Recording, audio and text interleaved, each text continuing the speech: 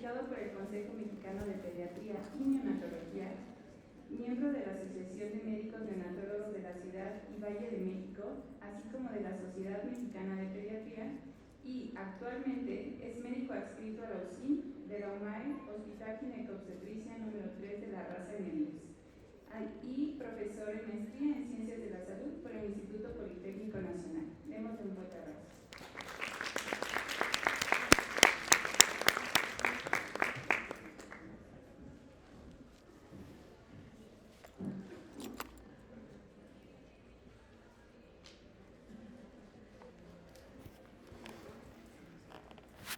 Bueno, muy buenas tardes, muchas gracias por la presentación.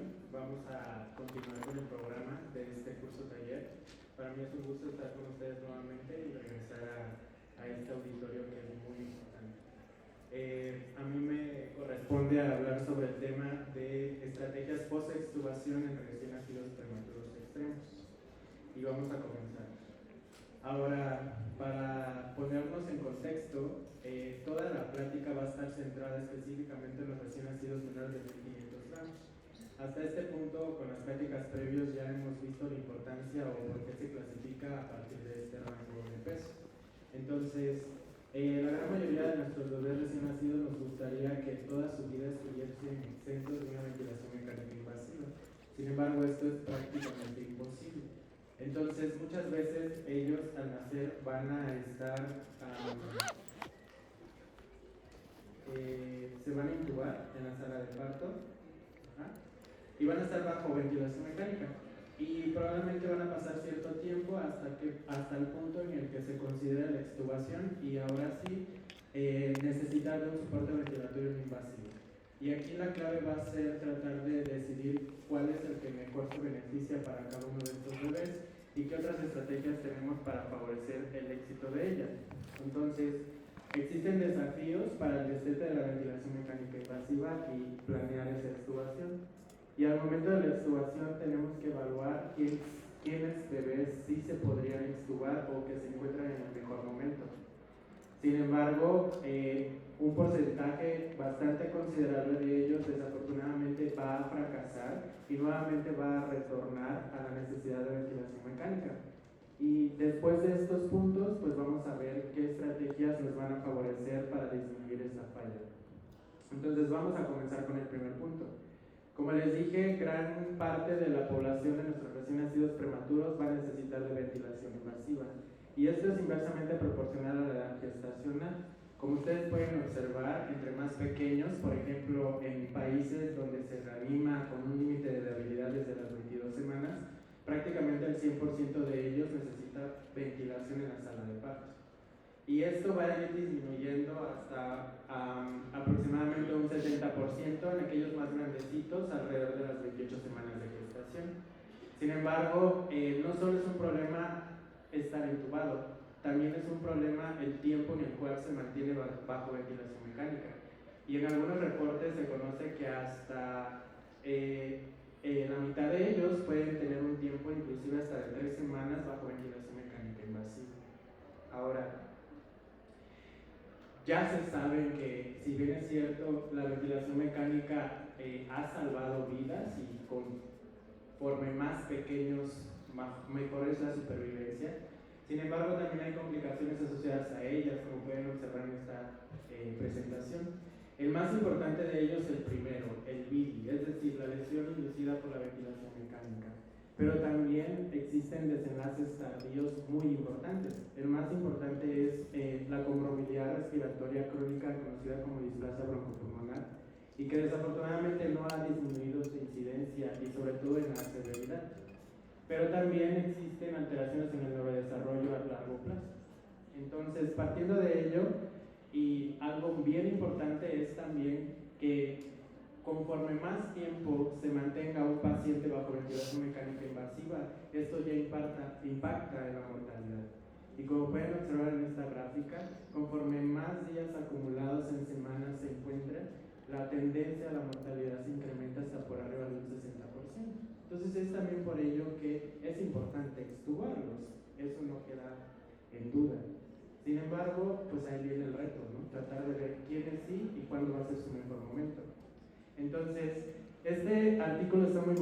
porque muchas veces es un reto tratar de tomar esa decisión, pero ese reto muchas veces se lleva a cabo o mejor dicho, no se lleva a cabo de acuerdo a la evidencia, y muchas veces está el juicio clínico, y ese juicio clínico de los médicos tratantes está modificado por las creencias individuales.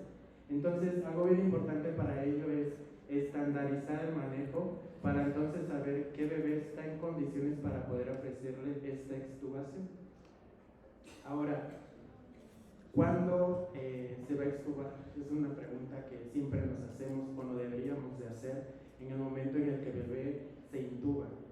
Y afortunadamente, les quise poner esta referencia porque más del 75% de los neonatólogos considera que antes de las 72 horas, es decir, los 3 días de vida, se puede extubar.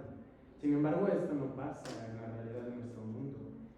Muchas veces, probablemente aquí en el instituto, sí es un reto y sí nos tratamos de extubar pronto, pero fuera de hospitales de tercer nivel, esto no sucede. Entonces, ¿pero cuál es el problema? Nos gustaría que todos, o la gran mayoría de nuestros bebés, de estar intubados, se pudiese extubar. ¿Y esto por qué? Porque existen costos. Todos los tratamientos y las intervenciones que nosotros realizamos en nuestros pacientes hay un costo. Y el mantener nuestros pacientes bajo ventilación mecánica invasiva, como ya les dije previamente, tienen todos estos. Yo solo les enumeré los que nos deberían de preocupar, a los más graves.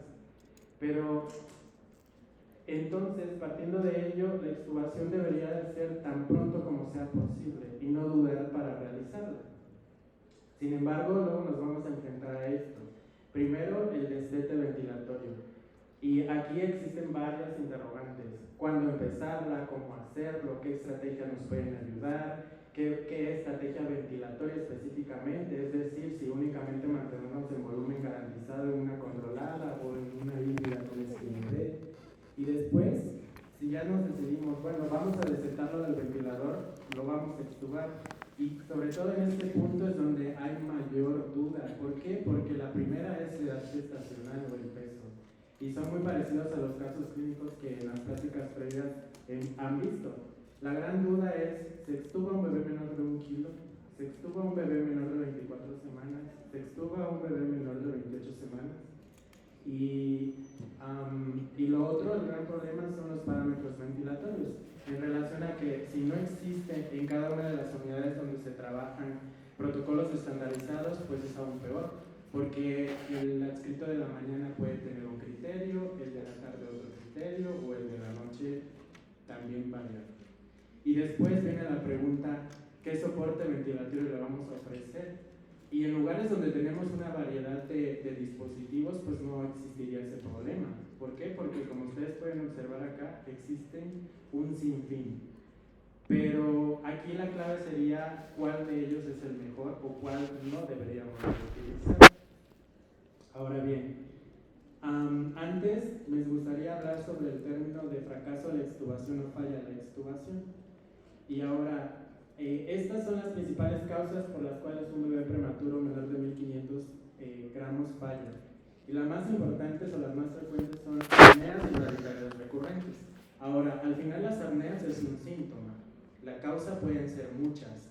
Pero lo más importante de ello, y como vamos a ver conforme pasa la plática, la principal causa es que hay un desreclutamiento alveolar, es decir, la capacidad funcional residual disminuye, y la principal causa de ello son las atelectasias.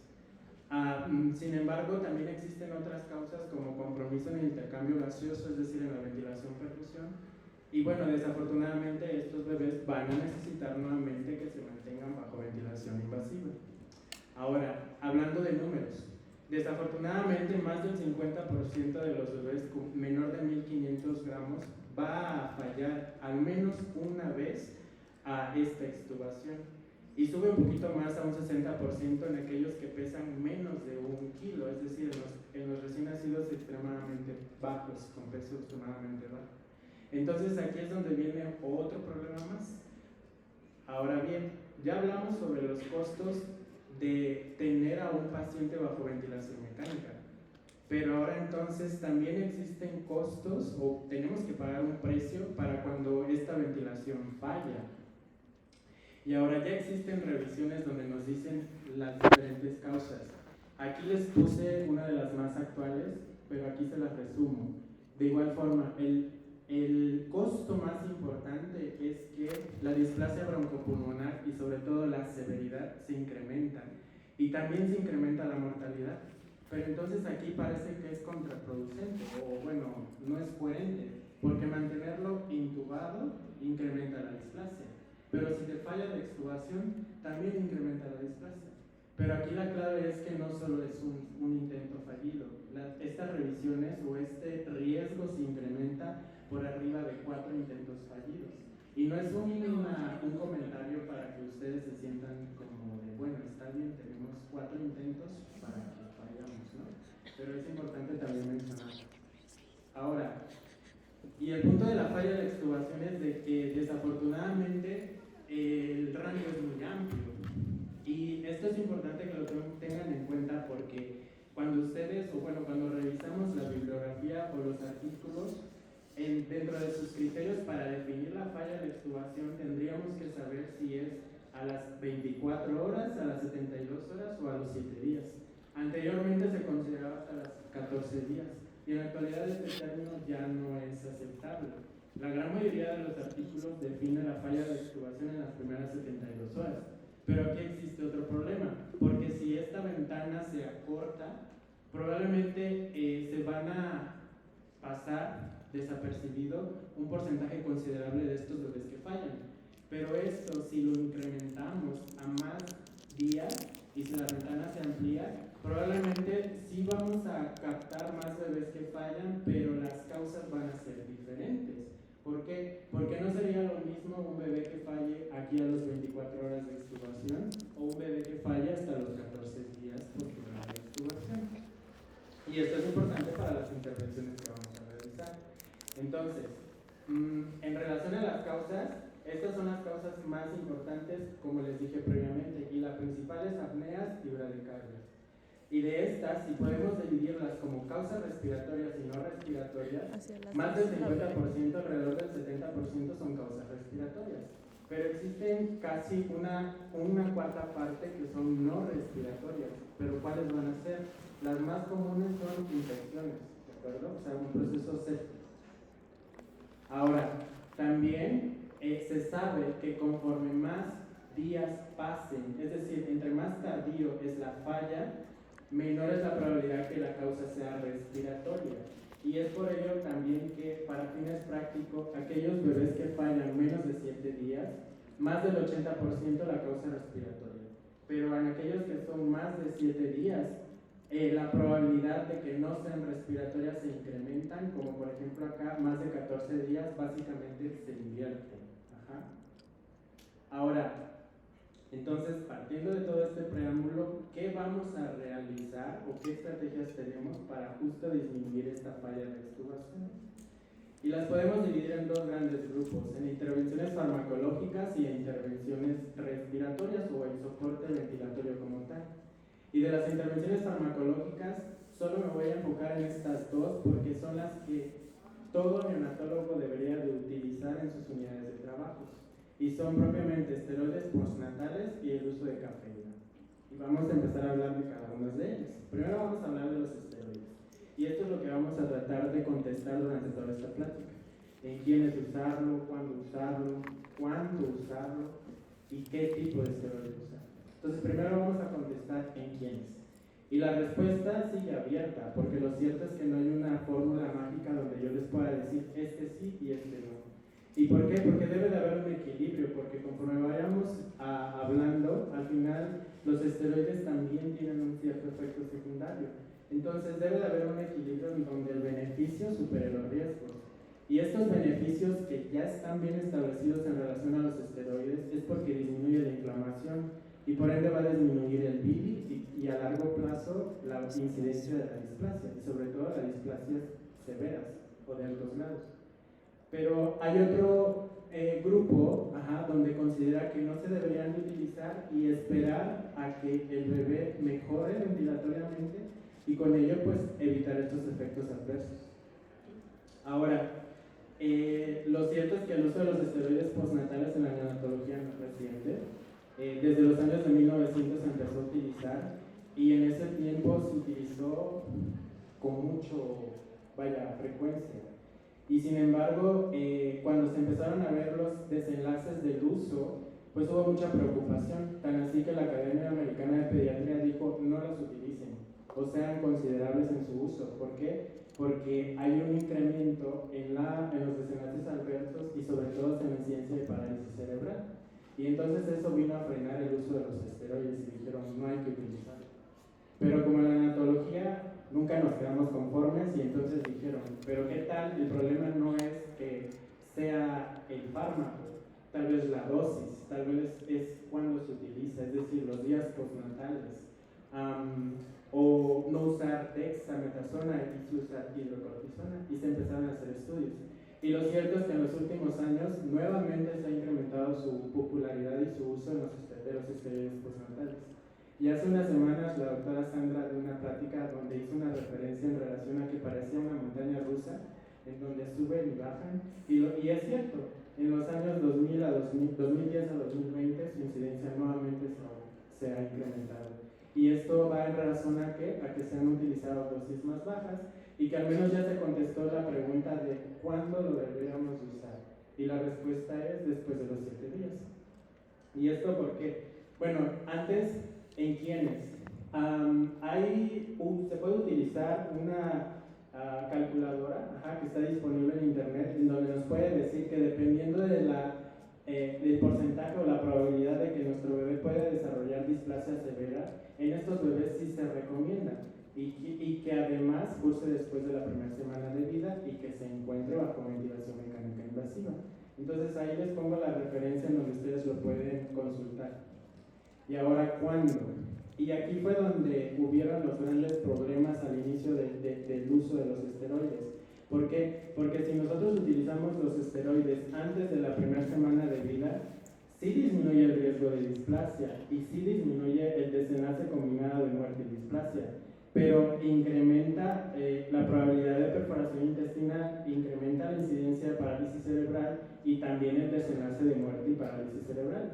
Entonces, por eso en la actualidad se sabe que la mayor evidencia de uso debe de estar después de los 7 días. ¿Y por qué? Porque tiene evidencia en relación a los mismos efectos, es decir, disminuye la muerte, displasia y el desenlace combinado, y el problema del riesgo o de la alteración en el neurodesarrollo no está presente si se usa después de los 7 días. Ahora, pero entonces la pregunta es, ¿qué tan tarde? Porque la respuesta es después de los 7 días, pero sería lo mismo darle un ciclo cuando tenga 1 mes de vida, 2 meses de vida. Y también se sabe a través de todos los estudios que entre más temprano se dé, mejor para el paciente. Y esto va a impactar en la necesidad de oxígeno suplementario, en la necesidad de ventilación mecánica y en los días de hospitalización. Entonces, la Academia Americana de Pediatría lo que dice es, si lo vas a utilizar, utilícenlo y entre más temprano, mejor. Es decir, entre el día 7 y el día 14 de vida para darle el efecto más importante, que en nuestro caso sería extubar a nuestro paciente. Y ahora, ¿cuál? Existen 2 tipos, los más utilizados, hidrocortisona y dexametasona. Y no voy a ahondar mucho en ellos, más que decirles que en relación de la hidrocortisona, los efectos positivos o las cualidades positivas es que es de rápida absorción, tiene una actividad corta y es adecuado para su sustitución fisiológica porque es el más fisiológicamente parecido a los endógenos. Sin embargo, es el que tiene más efectos secundarios. Y en relación a la dexametasona, tiene una actividad larga, es más estable, es 25 veces más potente en comparación de la hidrocortisona, tiene una biodisponibilidad alta y no tiene una actividad en los receptores mineralocorticoides. Entonces es por ello que la dexametasona debería de ser el fármaco de elección para el uso de los esteroides postnatales. Y ahora, ya existen revisiones y está claro que Cochrane, en relación al uso para la falla de extubación, la evidencia que sí, dice que sí lo podemos utilizar con un riesgo relativo de 0.65. Ahora, ¿cuánto? Y aquí también existe otro problema, porque se sabe que entre mayor proceso inflamatorio tiene el paciente, mayores dosis tendrían que utilizarse. Pero como les dije en un inicio, estas dosis altas fueron las que desencadenaron los efectos secundarios en el neurodesarrollo. Entonces, la respuesta sería que deberían de titularse en relación a los procesos inflamatorios.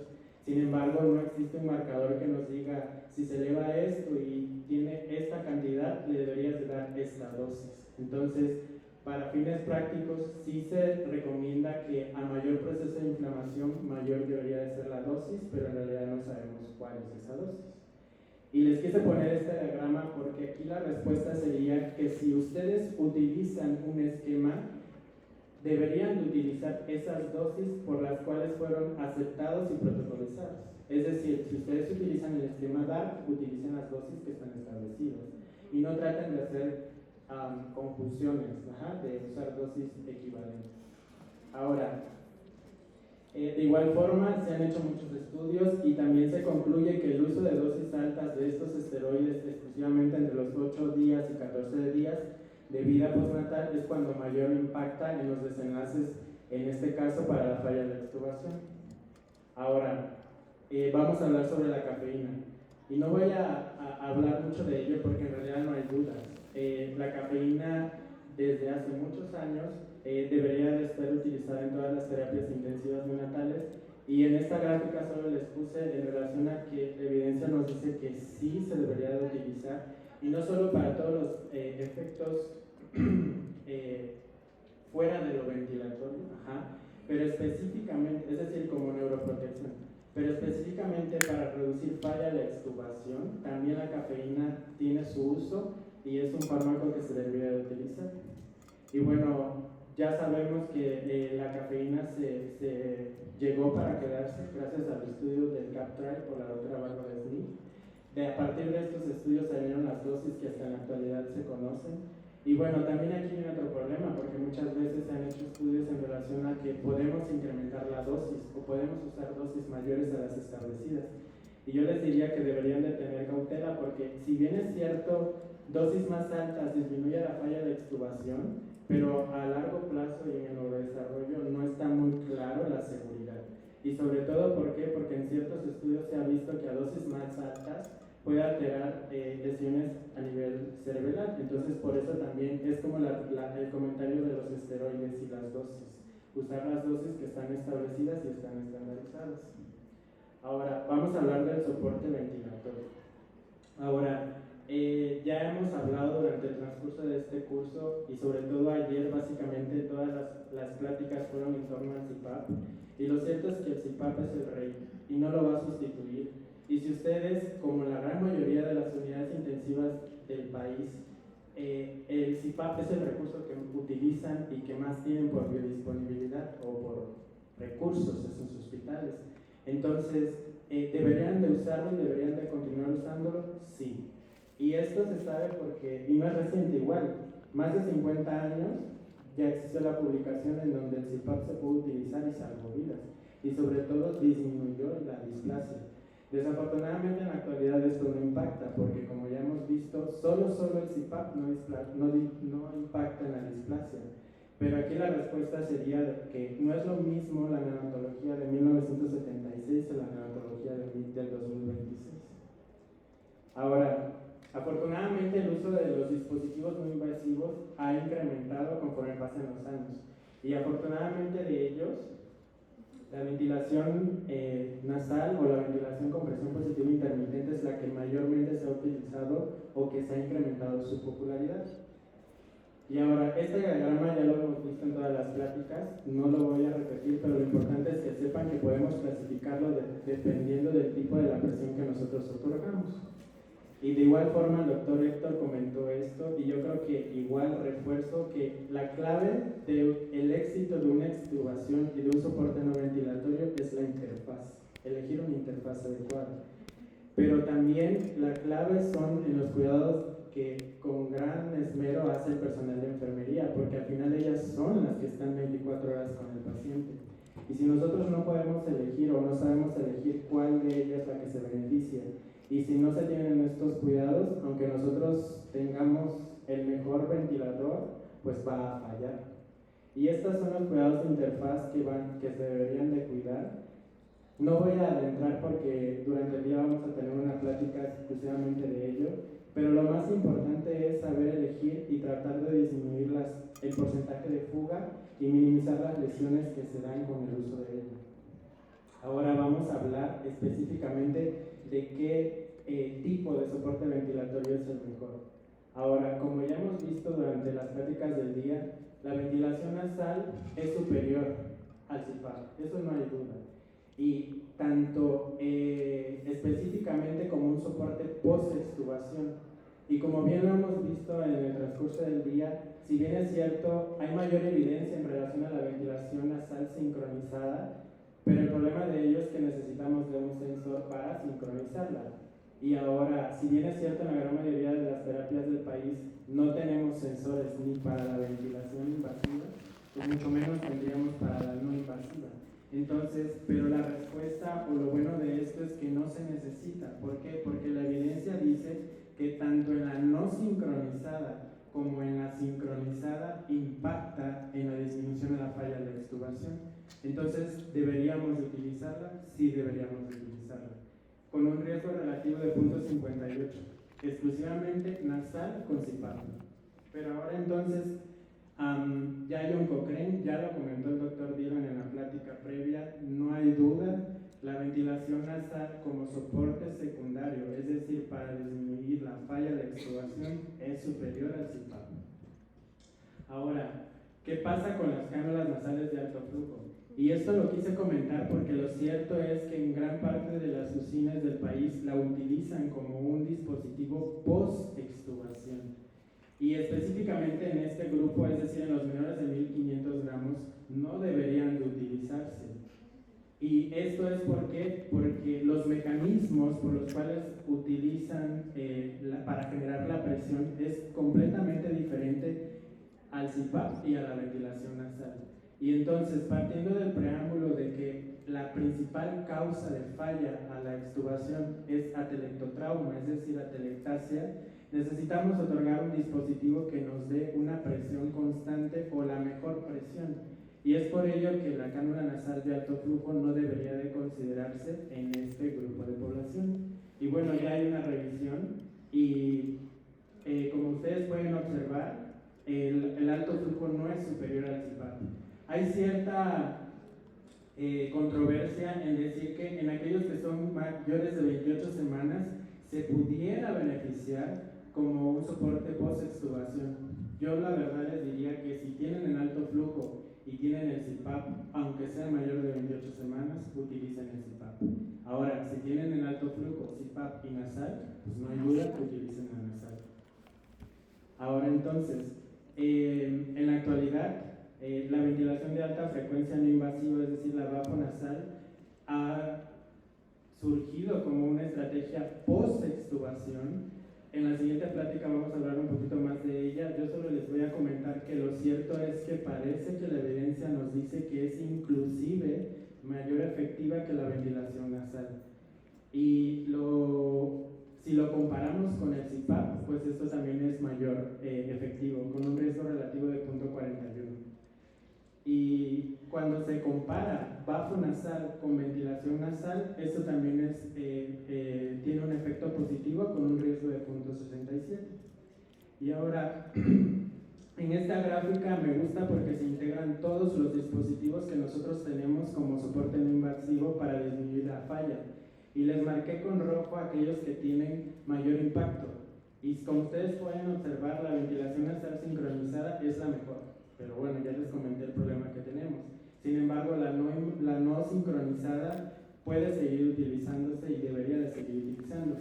Pero cuando se compara el bajo nasal está surgiendo y podría ser una estrategia que podríamos utilizar como herramienta en la post-extubación. Y sobre todo en aquellos pacientes que tienen una evolución más crónica y sobre todo que tienen el antecedente a fallas a la extubación. Ahora, solo para ser un poquito más práctico, cuando la extubación va mal, tenemos que decidir cuáles serían las causas. Y yo les podría dividir en dos grandes grupos. aquellos síntomas que aparecen antes de los 7 días y después de los 7 días. Y para que se les quede como un mensaje final, si es antes de los 7 días, las causas respiratorias. Pero si es después de los 7 días, deberíamos de descartar estas causas, sepsis o enterocolitis. Pero ahora, específicamente en aquellos que son menores de 7 días, podemos hacer otra subclasificación. Aquellos bebés que tienen falla menor a las 48 horas y que clínicamente se presentan con un incremento del esfuerzo respiratorio o la necesidad de oxígeno, y como bien ha dicho la doctora Sandra, la FIO2 es la chismosa de la ventilación. Entonces esto nos dice que la capacidad funcional residual de este bebé está afectada y que sí o sí necesitamos optimizar la presión de la vía aérea con el dispositivo que ustedes decidan. Ahora, el problema también de esto es que tenemos que ver otras causas, como cuáles, como edema o obstrucción de la vía aérea, porque ustedes recuerden que entre más pequeños sean, mayor resistencias tienen de la vía aérea porque el calibre de la vía aérea es más chiquito. Y si no tenemos este cuidado en la humidificación y en el calentamiento de los gases suministrados, pues ahí es donde existe este problema. Pero ahora entonces, en aquellos que son después de las 48 horas, la manifestación más frecuente van a ser apneas y bradicardias. Entonces aquí podemos tener otro problema. Tal vez no sea porque esté afectada la capacidad residual funcional. Y aquí el problema sea principalmente por la inmadurez del eje neurológico. Entonces aquí probablemente la cafeína sí nos impactaría un poquito más.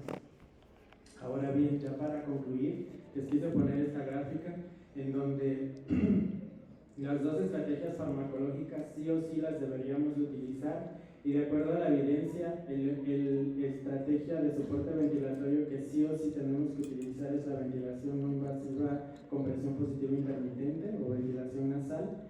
Y bueno, yo les puse en segundo lugar el bafo nasal porque lo cierto es que la evidencia eso nos dice, pero vaya, se necesitan un poquito más de estudios, sobre todo en relación a los parámetros, los cuidados, quién sí, quién no. Y bueno, al final el CPAP sigue estando ahí y no se va a ir y va a seguir estando con nosotros. Y bueno, en cuarto lugar les puse el alto flujo, pero en realidad no lo deberían de considerar en los menores de 1500 gramos. Y ya para concluir, la extubación en estos pacientes, y sobre todo para que pueda ser exitosa, debemos de ser proactivos, en el sentido de que siempre buscar lo mejor para nuestros pacientes. Debemos de prestar atención en los detalles, es decir, y con ello debemos de estar evaluando periódicamente, en el sentido de aquel bebé que incrementa el Silberman, que incrementa la necesidad de oxígeno, y para después de ello dilucidar cuál podría ser la causa de que nos esté afectando. Y por último, el uso de la ventilación nasal con presión positiva intermitente debería de ser la primera elección como soporte para disminuir la falla de extubación, el uso de cafeína, el uso de esteroides postnatales, y bueno, por último, estandarizar criterios para reintubación, porque no solo es extubarlo y dejarlo no en una ventilación invasiva, sino también tener bien claro cuándo ese paciente falla y hay necesidad de regresarlo a la ventilación invasiva. Y por último, en realidad no es fácil tomar la decisión de qué bebé se va a extubar, y muchas veces no es factible. Y sobre todo, el que falla la extubación, pues tiene complicaciones o tiene un costo. Sin embargo, quiero que se queden con este mensaje final en que la extubación temprana y sobre todo exitosa debería ser el objetivo de todos nosotros en las terapias intensivas. Y eso es todo. Muchas gracias.